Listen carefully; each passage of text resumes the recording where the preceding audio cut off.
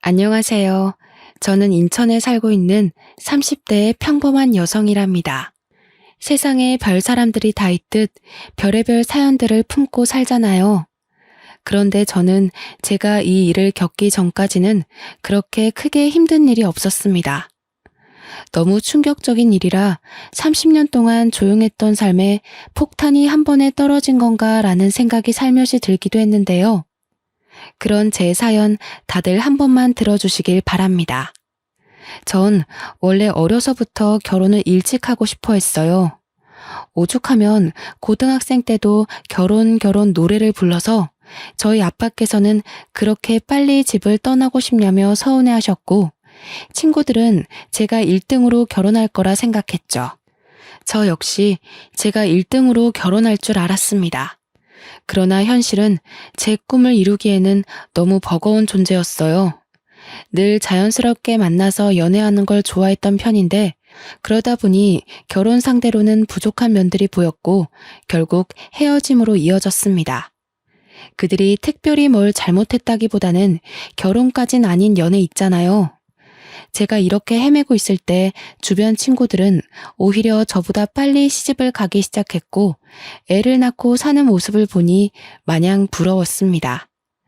그렇게 초조해할 나이는 아니라는 걸 알지만 그냥 결혼을 하고 싶었거든요.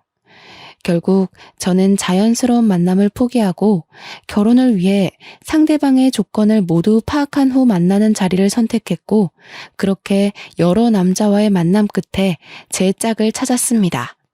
지금의 제 남편은 조건도 만족이었는데 심지어 첫날 얼굴을 확인했더니 너무 잘생겨서 완전히 빠져버렸습니다. 결혼 생활은 결국 서로 얼굴 보고 사는 거잖아요. 남편의 외적인 모습까지 제 맘에 쏙 들어버렸습니다. 역시 인연은 따로 있다고 하던데 내 인연이 여기 있었구나 싶었어요. 남편도 저도 서로 결혼을 전제로 만나는 거라 연애 초기부터 자연스럽게 결혼에 대한 얘기를 주고받으면서 계획을 세웠습니다. 그리고 전 이 연애가 마음에 무척 들었어요. 뭔가 시간 낭비하는 것 같지도 않고 조건도 알맞지만 무엇보다 진심으로 서로 사랑해서 하는 결혼이니 더욱 좋았죠. 저만큼이나 결혼을 서두르고 싶어 했던 남편은 만난 지 1년도 안 된 상태에서 제게 프로포즈를 했습니다. 예상치도 못하게 받은 프로포즈는 잊을 수 없는 감동으로 남았고 저희는 바로 결혼을 준비했어요. 친정 부모님은 남편을 두 팔 벌려 환영하시는 분위기로 친아들처럼 반겨주셨고 남편도 저희 부모님께 살갑게 정말 잘했습니다. 그리고 시댁에 인사를 하러 갔을 때도 똑같은 분위기였어요. 저희 집도 꽤 밝고 유쾌한 분위기인데 시댁도 화목함이 인상적이었습니다. 특히나 시부가 굉장한 사업가셔서 경제적 여유가 있으신 편인데도 오히려 검소하신 게 정말 좋았어요. 남편에게는 위에 누나와 아래 여동생이 있었고 시댁에 인사를 하러 갔을 때 모두 함께 뵙습니다. 오느라 고생했네. 어서 와요. 네, 안녕하세요. 저는 성미연이에요, 아버님, 어머님. 그래요. 오느라 힘들었을 텐데 어서 들어와요. 임금님 수라상 저리 가라 할 정도로 한상 가득 차려서 저를 환대해 주셨고 좋은 분위기 속에 함께 식사를 했습니다. 처음엔 형식적인 대화들로 시작해서 슬슬 어색함이 풀렸죠. 그리고 시부께서는 제게 정말 마음에 쏙 든다며 첫 대면에 통과를 아주 통쾌하게 외치시며 배웅을 해주셨습니다. 양가에 모두 인사를 마치고 나니 결혼한다는 게 실감이 나기 시작하면서 양가 부모님 모두 저희를 좋게 봐주시니 다행이었어요. 이 얘기를 제 친구들에게 했었는데 몇몇 친구들은 더 살아봐야 안다고 말해주기도 했고 몇몇 친구들은 시댁 제대로 만난 것 같다면서 부럽다고 하기도 했습니다. 제가 사람 보는 눈이 정확하지는 않지만 느낌상 시댁 잘 만난 것 같다는 생각을 하긴 했어요. 사실상 형님의 신우까지 있으면 조금 쉽지는 않죠. 그러나 제 결혼 생활은 그렇지 않았습니다.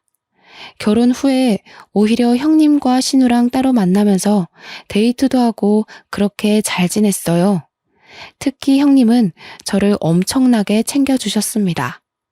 제가 자기 여동생 같이 느껴진다면서 혹시 살면서 어렵고 힘든 일이 있으면 무조건 형님께 털어놓고 의논하라고 말해주었죠. 마치 제게 친언니라도 생긴 것처럼 의지를 많이 했습니다. 시댁과 저희 신혼집이 차로 40분 정도 거리였고 결혼하신 형님네는 1시간 거리였어요. 그리고 미혼인 신혼애랑은 20분 거리로 가장 가까웠죠. 신우는 미혼이기도 하고 아직 젊어서 친구들과 시간을 많이 보내는 탓에 자주는 못 봤는데 1시간 거리에 사는 형님은 저랑 놀겠다며 그 힘든 거리를 왔다 갔다 해주셨습니다. 하도 저희 집 쪽으로 자꾸 오셔서 이번에는 제가 가겠다고 하면 절대 안 된다고 막으셨거든요. 그래서 정작 저는 형님네 동네에 못 가봤습니다. 한 번은 제가 형님에게 물어봤어요.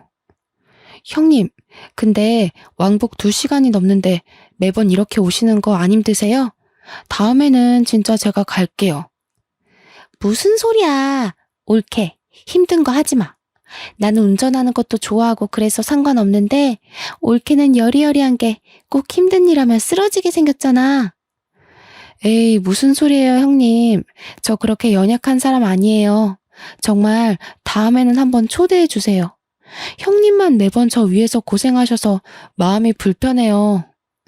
난 동생이 밑으로 둘이나 있잖아.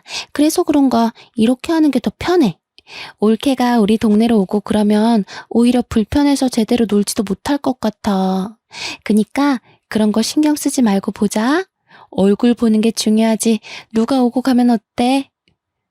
형님은 여장부 스타일의 정말 당차신 분이라서 안 친했을 때는 약간 무서웠는데 막상 친해지고 보니 이렇게 다정하신 분이었죠. 제가 힘들까봐 그게 싫어서 본인이 매번 저를 보러 오시던 분이셨고 올 때 또 빈손으로 오지도 않으셨습니다. 밑반찬이나 여자 몸에 좋은 것들을 막 사다 주시곤 했어요. 형님이랑 친해지면서 속마음도 들어볼 수 있었는데 제게 넌지시 말을 하더라고요. 옳게. 우리 부부 벌써 결혼 7년 차인가? 그런데 왜 애가 없는지 안 궁금했어? 그런 걸 뭘 궁금해요.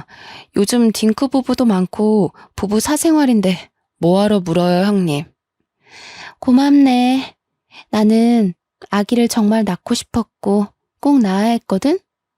근데 3년 동안 애가 안 생기는 거야. 그래서 남편이랑 병원을 가서 검사를 해봤더니 내 자궁이 약해서 애를 못 갖는데. 말 그대로 불임인 거지. 의사한테 그 말 듣는데 너무 서글픈 거 있지? 그래서 남편이랑 그냥 둘이서 쭉 살기로 했어. 형님, 마음고생 심하셨겠어요. 아, 그때 생각하면 뭐 전부를 잃은 기분이었지. 실제로 전부를 잃은 것도 맞고. 그래서 나는 도준이가 결혼한다고 옳게 데려왔을 때 너무 기쁘더라고. 둘이 잘 살다가 자연스럽게 애도 낳을 거고 그럼 조카 생기는 거잖아. 난 진짜 조카한테 뭐든 다 해줄 거야, 옳게. 언제일지는 모르겠지만 태어날 아기는 좋겠네요. 형님, 정말 아픈 상처를 저한테 이렇게 꺼내주셔서 감사해요. 그간 왜 형님네는 아기가 없는지 살짝 궁금하긴 했는데 이날 형님의 말을 듣고 마음이 참 많이 아프더라고요. 또 한편으로는 부담 갖지 말라면서 말은 했지만 내심 조카를 얼마나 바라고 계실까 싶기도 했죠. 저희 부부는 아기를 늦게 가질 생각도 없었고 자연스럽게 가질 생각이었기 때문에 하루빨리 좋은 소식을 들려드려야겠다 싶었습니다. 저를 챙겨주는 좋은 마음은 형님뿐만이 아니었죠. 시부모도 정말 과했습니다. 명절이 되어 시댁에 가기라도 하면 제가 힘들까봐 오히려 형님과 신우에게 일을 시키고는 하셨죠. 자꾸 그런 모습들이 오히려 부담스러워 정말 괜찮다고 제가 하겠다고 나서면 남편까지 나서서 저를 쉬게 했습니다. 저 정말 괜찮아요. 다 같이 얼른 하고 쉬는 게 좋죠. 저도 할게요. 무슨 소리야. 얼른 방에 가서 쉬고 있어. 이런 거 젊어서부터 자꾸 하면 몸 상해. 그래, 옳게. 나랑 도희가 할 거니까 얼른 가서 쉬어. 아, 정말 괜찮아요. 그냥 같이 할래요. 어디 아픈 것도 아닌데 저만 왜 특별 대우를 받아요. 그게 우리 집안 룰이야. 며느리라고 막 부려먹는 거 난 딱 질색이야. 그니까 얼른 들어가서 쉬다가 저녁 먹을 때 나와. 상상도 해본 적 없는 시댁에서의 풍경이었습니다. 제 지인들만 해도 명절날이로 명절만 지내고 오면 끙끙 앓고는 했는데 전 오히려 너무 심심했죠. 과할 정도로 저를 아껴주고 챙겨주는 시댁 식구들 덕분에 좋기도 하지만 한편으로는 부담스럽기도 했습니다. 저를 과하게 챙겨주셨던 분들이지만 약간 이상한 부분은 있었어요. 형님은 제가 몸에 해로운 것이라도 하려고 하면 완전 태도가 돌변하셨습니다. 평소에 보지 못한 모습을 보이며 정색을 하더라고요. 형님과 데이트를 하다 가볍게 맥주 한 잔을 먹으려고 한 적이 있었죠. 그런데 형님은 갑자기 정색하면서 저를 말렸습니다. 옳게, 지금 술 마시려는 거야? 치킨을 먹는데 맥주를 안 마셔요? 전 당연히 맥주 한 잔 하는 줄 알았죠. 형님 드시기 싫으시면 음료수 드세요. 저는 시원하게 맥주 마시려고요. 무슨 소리야, 옳게. 내가 맥주를 마시고 옳게는 음료수를 마셔야지. 아직 아기도 안 낳은 사람이 몸 관리 안 하는 거야? 그러다 큰일 나. 형님, 맥주 한 잔 먹는다고 무슨 큰일이 나요. 평소에도 마시는데요. 평소에도 마신다고? 그러지 마, 옳게. 몸 관리는 똑바로 해야 해. 그러다 나처럼 애 못 가지면 정말 어쩌려고 그래. 그걸 원하는 거야? 네? 그건 아니지만. 형님, 혹시 화나신 거예요? 나 지금 화났거든? 몸 관리 좀 잘해줘. 다 큰 성인이 맥주 한 잔을 마신다고 화를 내는 걸 보고 황당했습니다. 제가 임신 중에 마시는 것도 아니고 심지어 임신 준비를 하고 있는 것도 아닌데 너무 과하지 않나 싶었죠. 이때부터 형님의 행동을 유심히 보게 되었어요. 그렇게 유심히 보니까 형님이 제게 과하게 막는 것들이 있다는 걸 알았죠. 너무 자극적인 음식이나 건강에 해로운 음식들은 절대 먹지 못하게 했고 형님이 해다 주는 반찬이나 먹자고 하는 음식들은 전부 산모에게 좋은 음식이나 여자에게 좋은 음식이었습니다. 물론 가볍게 생각하면 임신을 생각하고 있는 저를 위해서 노력해 주신다고 생각할 수 있지만 결코 가볍게 생각할 수 있는 문제가 아니었죠. 왜냐면 시모도 가만히 있는데 왜 형님이 나서서 임신 압박을 은근히 주는 건지 모르겠더라고요. 이게 말로만 듣던 임신 압박이구나를 내심 깨닫게 되었습니다. 평소에는 천사 모습을 한 형님이셨지만 저렇게 제가 본인의 뜻에 어긋난다 싶으면 완전히 정색한 호랑이로 돌변하고는 했죠. 그런 모습들이 점점 불편해지기 시작할 때쯤 아니나 다를까 형님은 대놓고 제게 물어봤습니다. 옳게, 그나저나 아직 소식은 없는 거야? 네? 어떤 소식이요? 어떤 소식이냐니. 당연히 임신이지. 아, 네, 아직 없죠. 왜 아직 없어? 한참 불타오를 신혼인데. 아직 없으면 문제 있는 거 아니야? 그런데 그렇게 천하태평하게 있는 거야? 형님, 저희 결혼한 지 이제 2달 조금 넘었어요. 아직 걱정할 정도는 아니잖아요. 무슨 소리를 하는 거야. 젊은 사람들은 혼전 임신에 허니문 베이비로 바로 임신하는 마당에. 가만 보면 옳게는 너무 안일하게 생각하는 것 같아. 그런 게 아니라 아직 그렇게 급하지가 않아요. 이 사람도 그렇고 저도 그렇고. 그건 옳게 생각 아니야? 옳게가 자꾸 그렇게 생각하고 말하니까 정작 도준이는 그런 마음이 아니어도 말 못하는 거 아니냐고. 형님, 그런데 왜 화를 내세요? 제가 뭘 잘못한 건가요? 임신을 하는 건 저희 부부가 선택할 일이고 저희끼리 알아서 하겠다고 분명 말씀드렸는데 매번 왜 그러세요? 저 형님이 자꾸 이러시는 거 너무 불편해요. 옳게, 불편이고 뭐고 지금 그게 중요한 게 아니야. 내일 나랑 어디 좀 가자. 오후에 시간 꼭 비워도? 형님은 제게 임신을 아직도 안 했다며 대놓고 화를 내셨어요. 과연 이게 맞는 상황인가 싶었습니다. 저는 이날 집으로 돌아와서 아무리 생각을 해봐도 형님의 태도를 이해하긴 어려웠고 남편에게 전부 솔직하게 말했어요. 여보, 형님이 자꾸 나한테 임신하라고 압박을 줘. 한두 번도 아니고 술 마시면 몸 관리 안 한다고 뭐라고 하고 조금 매운 거 먹어도 뭐라고 하시는데 처음에는 그러려니 했거든? 근데 이게 계속 쌓이고 쌓여서 이상하다 싶었는데 오늘은 대놓고 화를 내더라니까? 대체 형님 왜 그러셔? 당신이 이해 좀 해줘. 그래도 누나가 당신 끔찍하게 생각하고 챙겨주잖아. 누나는 애를 엄청 원했는데 불임으로 애 못 나온 거 알잖아. 그러니 조카가 보고 싶겠지. 그 과한 마음이 당신을 힘들게 했나 보다. 혹시라도 너무 과하면 말해줘. 내가 자제시킬 테니까. 나도 그렇게 생각하고 이해하려고 한 건데 도가 지나치잖아. 내가 임신을 언제 하든 솔직히 형님이 신경 쓰실 부분은 아니잖아.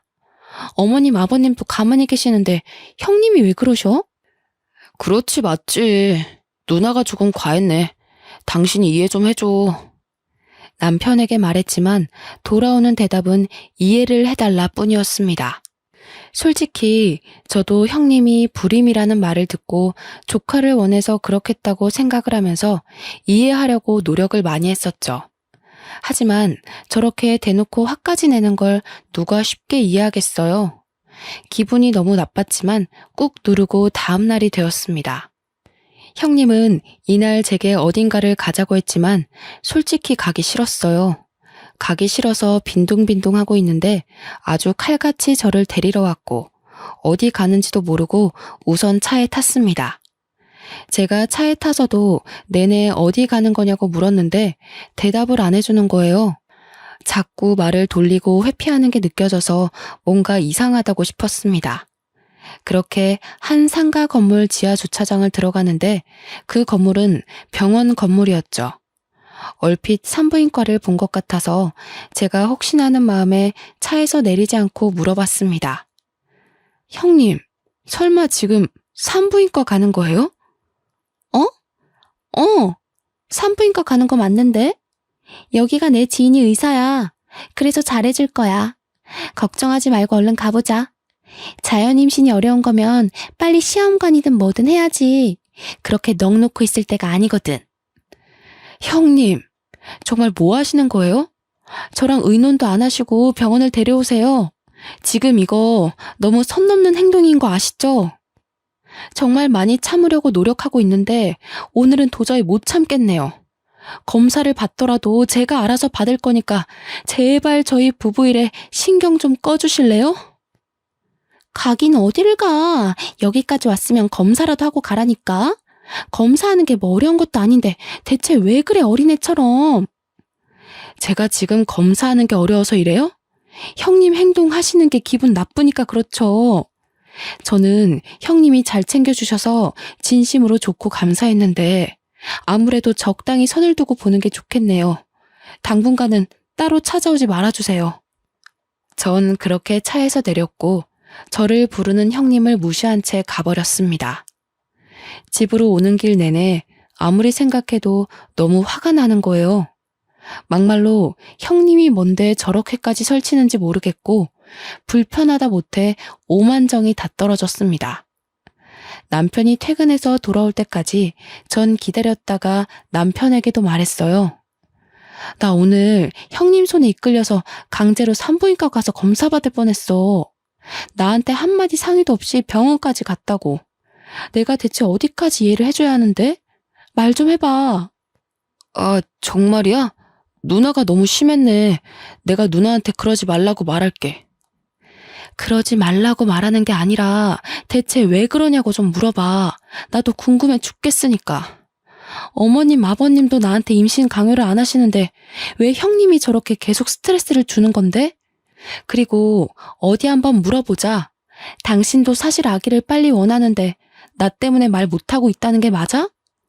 어? 아니, 뭐 꼭 그런 거는 아니고, 그냥 빨리 생기면 좋기는 하지. 나한테는 그런 말 한 적도 없잖아. 그런 생각이 있으면 당사자인 나한테 말을 해야지. 왜 형님한테 말해서 전해 듣게 만들어? 결국 당신도 문제야. 이날 남편에게 엄청나게 퍼부었습니다. 형님을 대신해 남편에게 화풀이를 한 거죠. 남편은 한참을 제 말을 들어주다가 사실은 아이를 원한다면서 빨리 낳고 싶다고 말을 했어요. 이런 말을 아내인 제게 했으면 정말 좋았겠죠. 왜 저한테 안 하고 형님에게 했는지 모르겠더라고요. 전날 남편이 형님에게 연락해서 앞으로 제게 임신에 대한 압박을 주지 말라고 말하는 걸 얼핏 들었지만 모른 척 했습니다. 이후 형님은 정말 미안하다고 연락이 몇 통 왔었어요. 조카를 너무 원했는데 아무래도 본인의 방식이 잘못이었다며 사과를 한다고 했죠. 우선 사과를 받아줄 거지만 적당히 거리를 뒀으면 좋겠다고는 말했습니다. 예전처럼 너무 자주 만나는 건 원치 않는다고 말했어요. 이 말을 잘 포장해서 돌려서 말을 했고 형님도 알겠다고 하셨죠. 이미 제대로 정이 떨어졌고 불쾌함을 너무 느낀 상황이라 예전 사이로는 절대 돌아갈 수 없다고 생각했습니다. 또 형님의 진짜 모습을 봐버려서 그런가 더욱 예전처럼 지내기 싫었어요. 형님이 보고 싶든 보기 싫든 시댁에 가야 하는 명절은 돌아오고 형님이 싸운 후 처음 맞이하는 명절이 되어 시댁에 갔습니다. 여전히 저를 공주 대접해 주셨지만 이제는 제가 완강하게 나서서 일 꼭 하겠다고 그렇게 하지 마시라고 불편하다고 했죠. 그런 제 모습에 오히려 시댁 식구들이 다 놀랐지만 괜히 꼬투리 잡힐 일은 하지 않는 게 좋겠다고 생각했습니다. 그렇게 전도 부치고 음식을 만들다가 옷에 계란물을 흘려서 갈아입으려고 방에 갔죠. 저희 시댁이 2층 집이고 저희가 가면 2층을 사용해요. 옷을 갈아입고 2층에서 1층으로 내려오는데 1층에서 형님과 남편 그리고 신우가 다투는 소리가 들렸습니다. 시모와 시부는 방에 들어가서 쉬고 계셨거든요. 저는 뭔가 직감적으로 이건 꼭 내가 들어야 한다고 생각을 해서 엿듣기 시작했죠.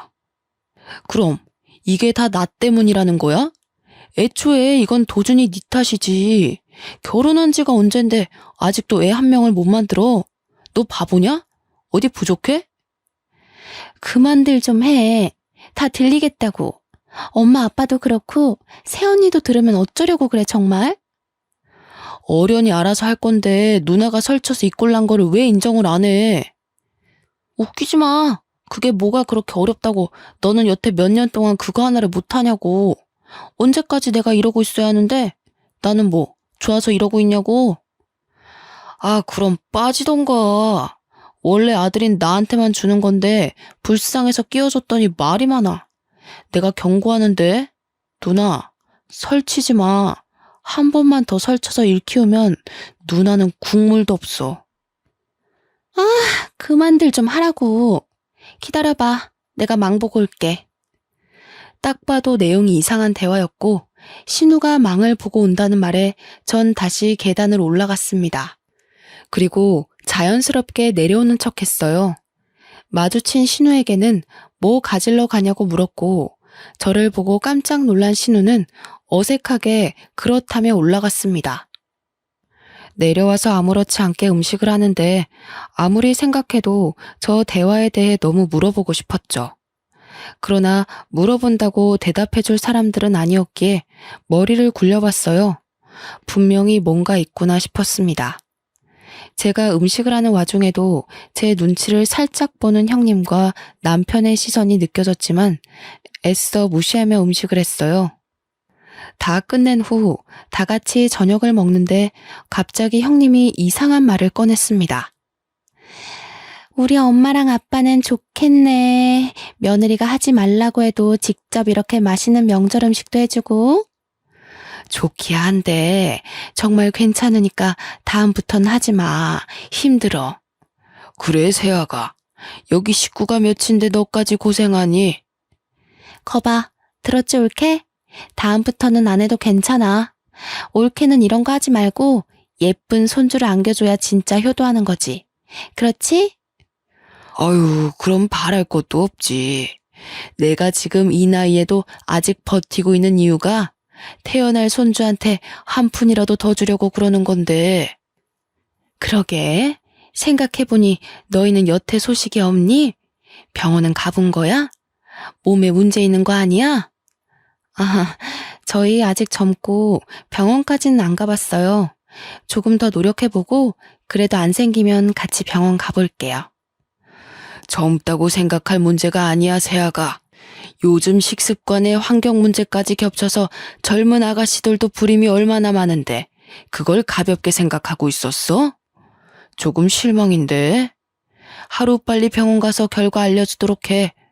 내가 다른 건 다 세아가 너 편하게 해주지만 이 문제는 쉽게 넘어갈 게 아니야. 네, 알겠습니다. 딱 봐도 병원 가서 검사시키려는 형님의 속셈이 보였죠. 대화 내용도 그렇고 저렇게까지 해서 저를 병원에 데려가는 모습도 그렇고 아무래도 뭔가 있다는 생각을 떨쳐낼 수가 없었습니다. 저는 명절이 끝나면 신우를 찾아가기로 생각했어요.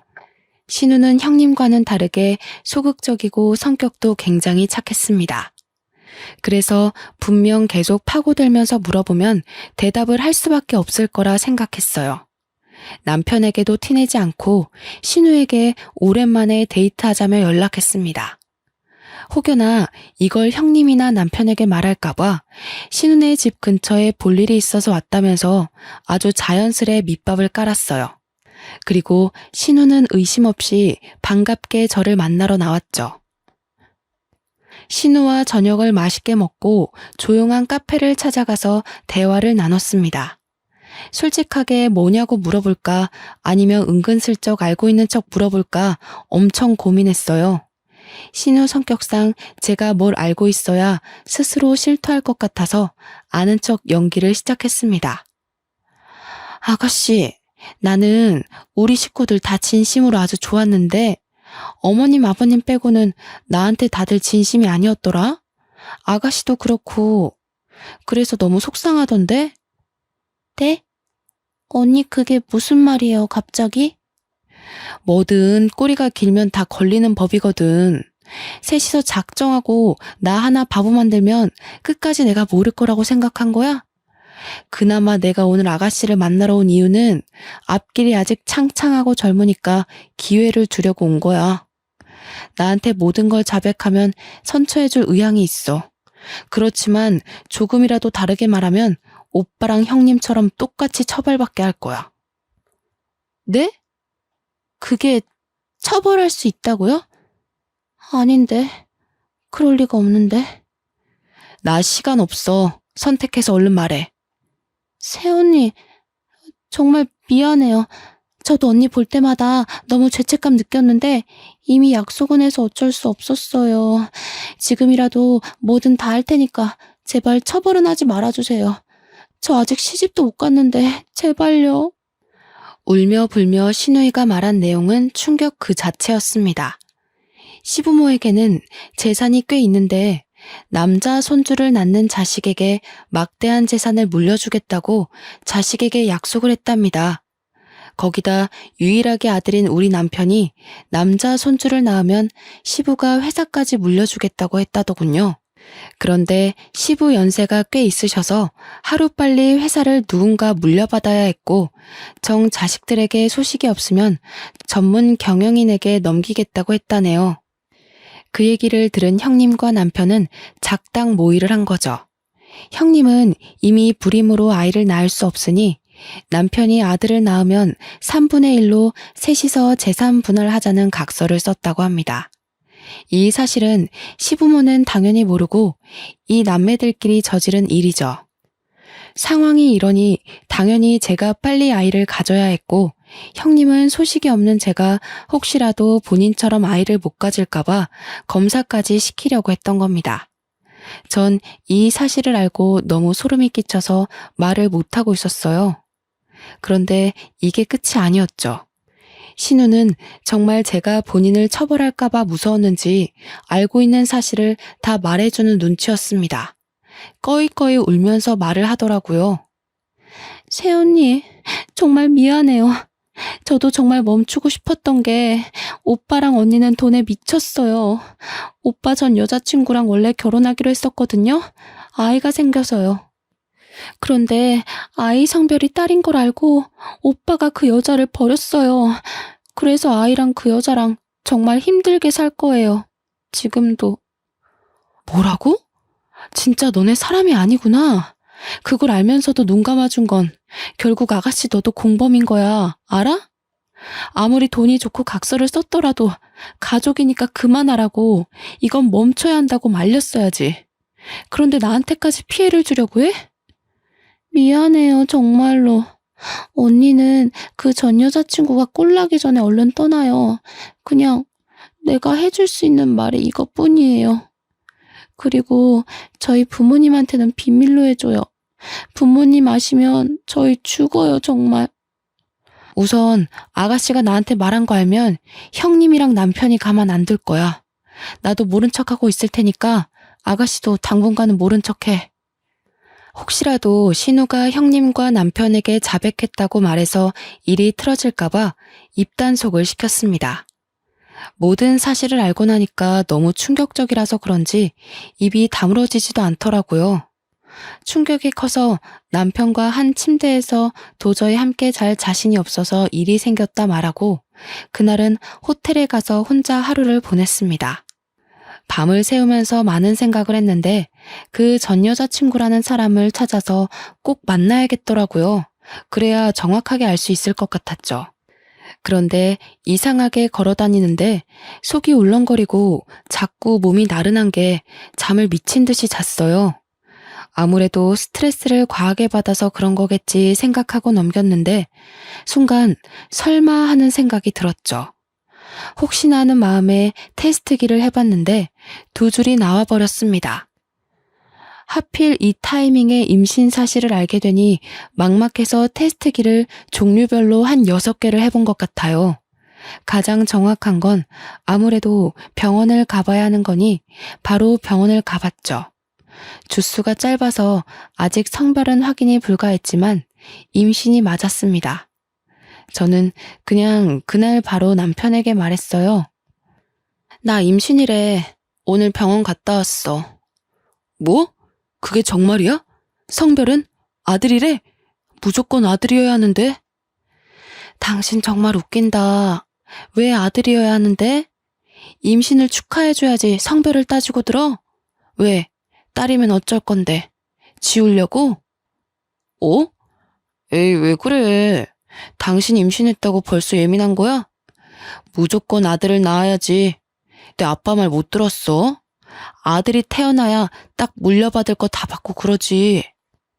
자기 전에 하늘에 빌고 또 빌어야겠다. 무조건 아들, 제발. 딸이면 어쩔 건데? 딸이면 솔직히 난 낳기 싫어. 그냥 지우고 다시 가져야지 뭐. 생명이 무슨 장난이니? 소름 끼친다 당신. 태어나서 환영 못 받을 바에는 기억도 없을 때 없어지는 게 맞지. 너 같은 게 왜 태어났을까? 너희 남매 재산 분할 때문에 아들 낳아줄 여자가 필요하다며? 다 필요 없고 소름 끼치니까 당분간 떨어져서 지내자. 생각할 시간이 필요해. 뭐? 그거야 맞는 말이긴 하지만 그렇다고 해서 당신한테 피해를 준 건 아니잖아. 우선 아직 성별도 모르니까 그래, 떨어져 지내면서 편하게 있어. 내가 안 보일 테니까. 그치만 꼭 몸 조심해야 돼.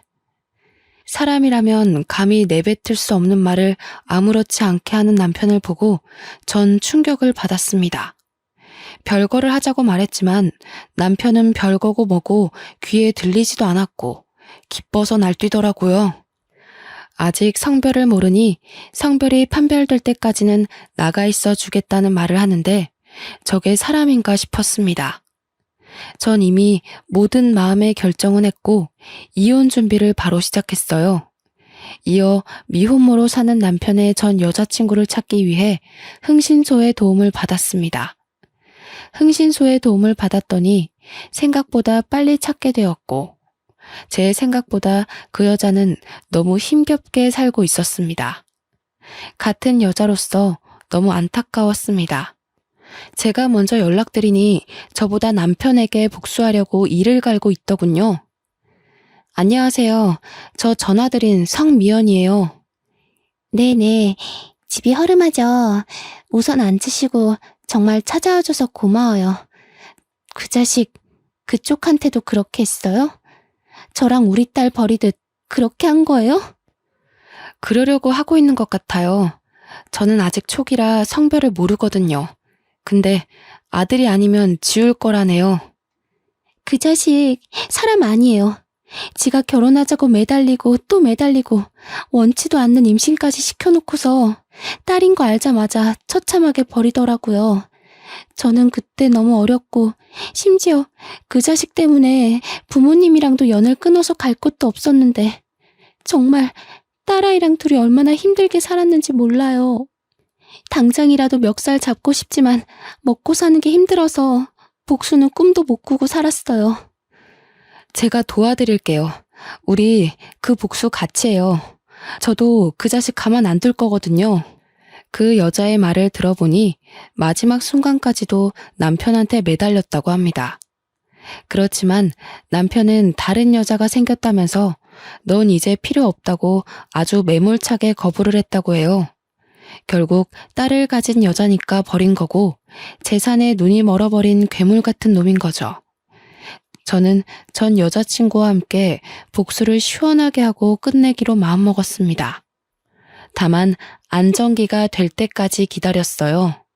그 기간 동안 따로 나가 살 집을 구했고 그곳으로 제 짐을 옮겨서 이사하고 있었습니다. 별거 중이라 집에 오지 않던 남편은 이 사실을 전혀 몰랐죠. 이혼을 준비하고 있다는 사실도 모르고 천하태평하게 지내는 남편이 웃겼습니다. 그리고 안정기에 접어들면서 성별이 아들이라는 것을 알게 되었어요. 저는 남편에게 성별이 아들이라고 메시지를 보내자마자 미친 듯이 전화가 왔죠. 여보, 세상에 아들이 맞아? 사실이야? 고생했어. 역시 우리 여보는 해낼 줄 알았어. 내가 정말 사랑하는 거 알지? 뭐 갖고 싶어? 내가 다 사줄게. 그러나 전 간결하게 딱 한마디만 하고 끊었습니다. 웃기시네. 나 너랑 이혼할 거야. 입 다물고 너희 부모님 집 앞으로 와. 아마 빨리 오는 게 좋을 거다. 남편이 버린 전 여친과 함께 시댁으로 쳐들어갔습니다. 시댁에 도착했을 때는 이미 형님과 신우 그리고 시부모가 있었고 전 여자친구를 보자마자 형님과 신우는 사색이 되었죠. 영문을 모르는 시부모에게는 제가 친절하게 설명을 해드렸습니다. 어머님, 아버님, 당신 자식들이 얼마나 괴물인 줄 아세요? 재산 그거 물려받겠다고 자기들끼리 각서까지 썼다네요. 제 남편이 아들 낳으면 3분의 1에서 나눠 갖기로요. 그리고 여기 있는 이 여자분은 저랑 만나기 전에 이미 남편의 딸을 낳으신 분이에요. 그런데 남편이 아들이 아니라 딸을 낳았다면서 이 여자분을 버렸다네요? 뭐라고? 그게 사실이니? 네, 제가 산 증인이죠. 제 딸아이가 벌써 5살이에요. 그 세월을 얼마나 피눈물 흘리면서 살았는 줄 아세요? 아무리 돈이 좋다고 해도 그렇지. 어떻게 그럴 수 있냐고 어떡해. 그 나쁜 자식 때문에 나랑 내 새끼는 매일을 피눈물 흘리면서 살았는데 아직도 이러고 살고 있네요. 당신 아들은 돈에 미쳤다고요. 저한테 형님은 그러셨죠. 애 빨리 낳으라고 압박 주셨고 술도 한 모금 못 마시게 하고 마치 겉으로는 저를 무척 아끼는 척하면서 사실은 애 빨리 갖게 하려고 참 애 많이 쓰셨죠? 그런데 어머님, 아버님, 이 사람이 저 임신했다는 말 하자마자 뭐라 한 줄 아세요? 아들 아니면 지우고 다시 갖자던데요. 딸이면 낳을 필요가 없다고요.